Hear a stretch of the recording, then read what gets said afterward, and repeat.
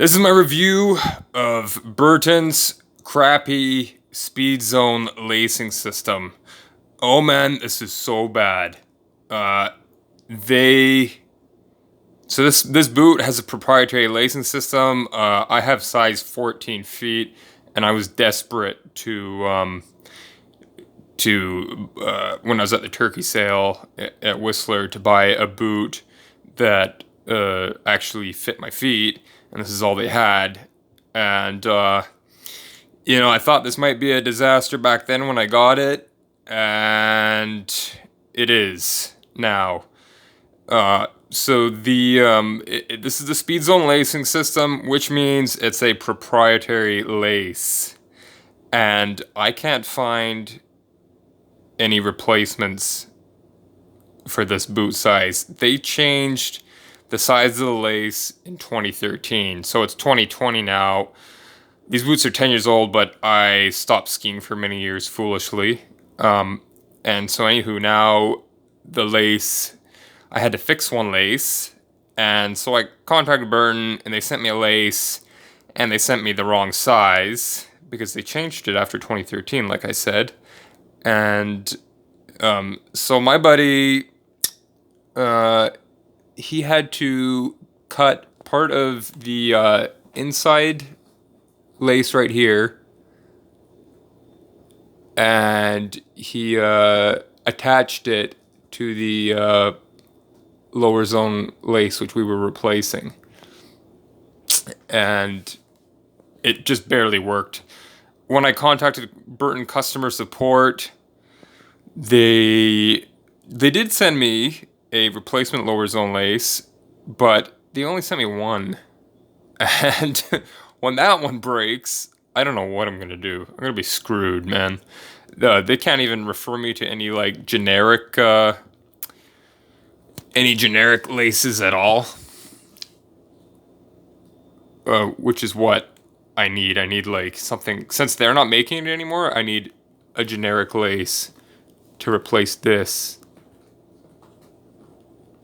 Yeah, super disappointing, man. But anyways, that's capitalism. What these companies do is they intentionally design products so that when it breaks, you have to buy a whole new one. You can't just fix it. They want you to buy a whole new product. So, because it's more profitable for them. But obviously, if you're buying a whole new product all the time, that's not really that efficient, because you're polluting more. And not to mention, that's a lot of money to buy a whole new product. I want to just buy a lace. This should be easy to replace, right? It shouldn't be like some kind of proprietary thing.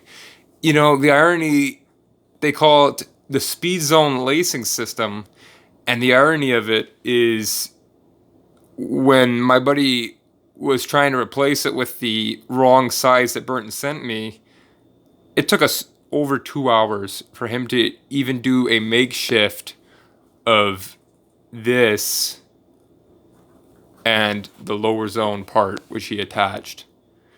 And obviously I'm going to pay my friend. I'm not going to fucking, waste like 2 hours of his time for something that should have been like, if you're replacing laces on your shoes, that's a fucking 5-minute job. It shouldn't be, this ridiculous proprietary lace system. I mean, it doesn't make any sense why they actually came up with this system. The only reason I can think they did it is because it's proprietary. It's going to cost, a lot of people aren't going to, even if they have the proper lower zone part, they're not going to want to go through the hassle of fixing it. They're just going to say, to hell with it, I'm going to buy a new boot. The only reason I can think Burton did this is to increase profits, not to anything to do with speed lacing. How many times do you have to lace your boot anyways? You lace a boot maybe once, probably just once per ski session. I don't lace it any more than that. I don't know, maybe if you're inside a cafeteria, you might loosen it or something, but it's just so highly overrated. Long story short, shame on you, Burton, and shame on all these companies with their proprietary systems. You can see this everywhere in capitalist industry. If you look at cars, you look at even home theater equipment, just one thing after another. Things aren't compatible. Even I'm recording on a tablet here by Samsung. They don't let you replace the battery. Everything is like that these days. There's got to be, oh man, some like kind of morality, or on top of that, even regulation to get these companies so that it has to be replaceable, these products they're producing. Because you know what? This boot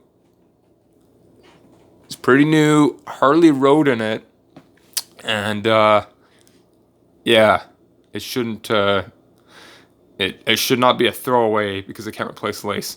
Okay, that's it. Thanks, guys. Peace.